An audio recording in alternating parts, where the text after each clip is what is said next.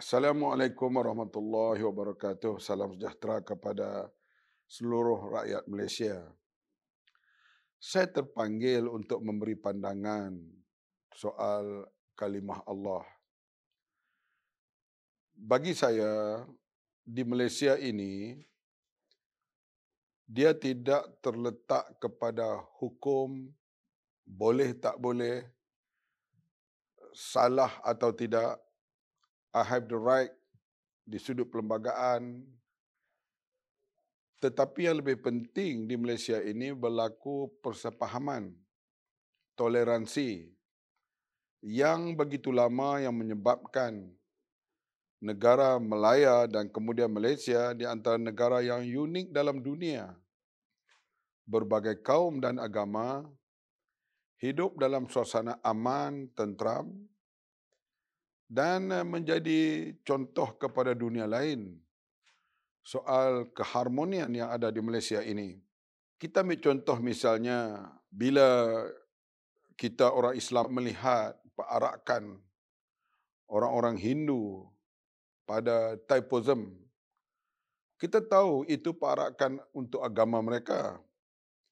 Dan orang-orang Islam di Malaysia ini tahu setiap Thaipusam akan berlaku perarakan itu.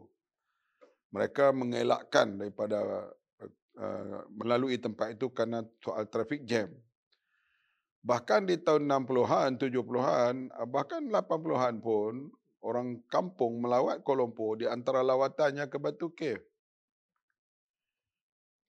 Sesuatu perkataan itu, dia bergantung pada suasana dan keadaan.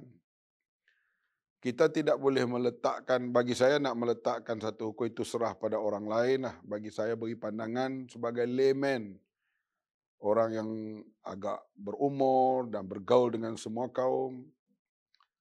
Misalnya kalau di Kelantan, di Kedah, di kampung-kampung, orang-orang Cina. Di Kelantan tu kalau nama dia Ahseng, orang panggil Hussein. Dan dia pun gembira bila orang panggil nama dia Hussein. Masya Allah, Alhamdulillah, Insya Allah, di mulut mereka. Adakah bila mereka menyebut Insya Allah itu mereka menghina Islam? Sebab itu sudah jadi satu culture kepada mereka.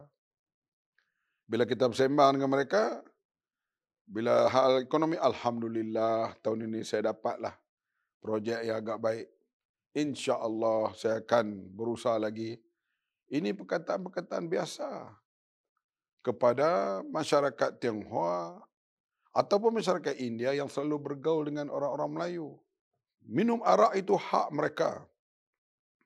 Kalau agama mereka tidak melarang, dia right untuk minum.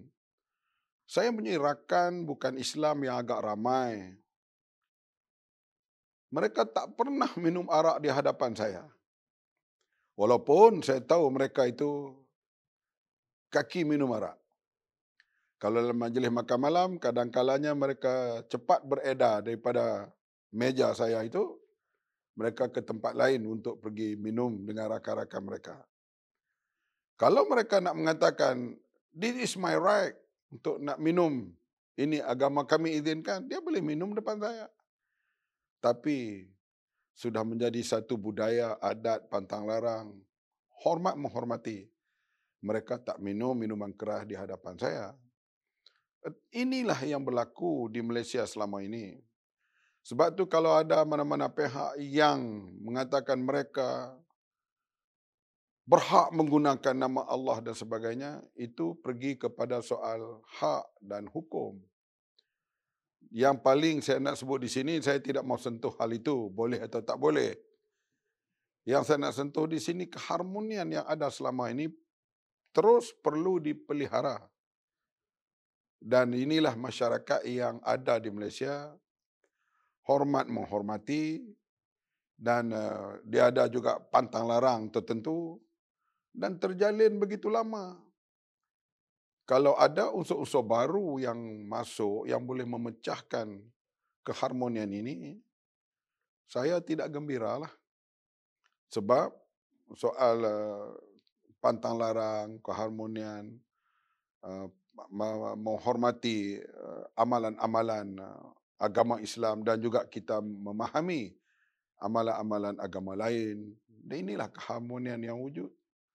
Sejak sebelum merdeka sehingga sekarang kita boleh hidup dalam keadaan yang pihak pihak-pihak satu kaum, satu agama mengetahui bahasa yang mudahnya pantang larang antara do and don't di antara kita. Kalau ada unsur baru nak masuk cara hitam putih bertulis, tak apalah itu hak di sudut right dan sebagainya. Bagi saya keharmonian, kesepahaman, keterjalinan persahabatan itu lebih penting daripada mengatakan ini hak kami, ini hak aku, daripada kita menegakkan perkara seperti itu. Oleh itu, sebarang perkara-perkara baru yang dimasukkan ataupun perkara lama yang telah dikenali oleh satu sama lain, jangan kita cuba usik keharmonian ini. Terima kasih.